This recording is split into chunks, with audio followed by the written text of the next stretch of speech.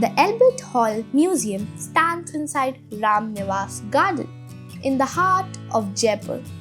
Built in 1876 during the visit of the Prince of Wales. It was not even meant to be a museum at first. It was designed as a town hall.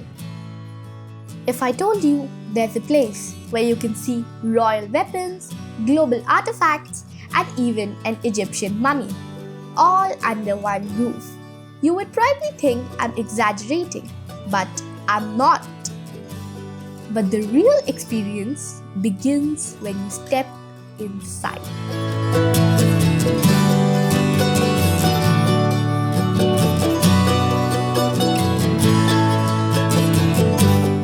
As you move through the first sections, you start with carpets, and not just rectangular ones, but circular designs, even slightly irregular shapes like arches. Then you move into sections filled with crockery. The closer you look, the more detail begins to show.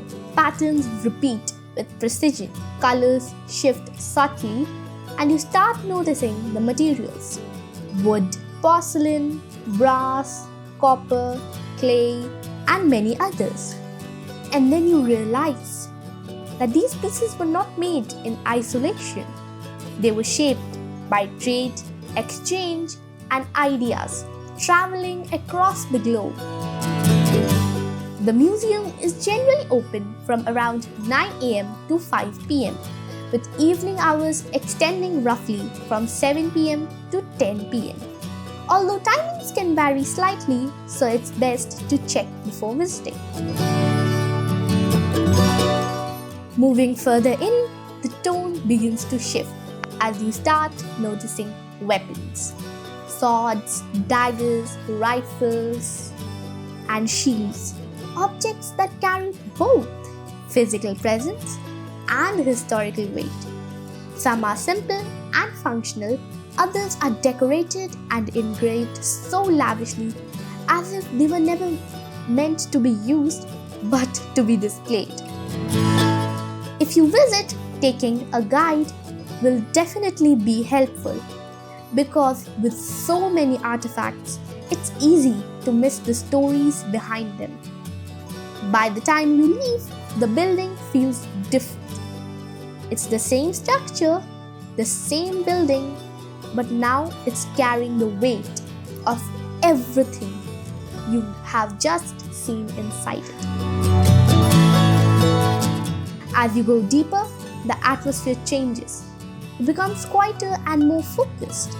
That's when you reach one of the most unexpected displays: an Egyptian mummy. The mummy is displayed along with an X-ray, showing the internal structure of the preserved body. And in that moment, the experience feels completely different. And then you move into yet another section of musical instruments, stringed, percussive, and carefully crafted. These reflect a side of history connected to sound, performance, and cultural expression. Towards the later sections, you also come across jewelry, intricate, detailed, and often delicate. Sometimes bold, these pieces reflect identity, status, and tradition. It's not just a collection of objects. It's a place where different histories, cultures, and time periods come together in a single space. I hope you enjoyed watching my video.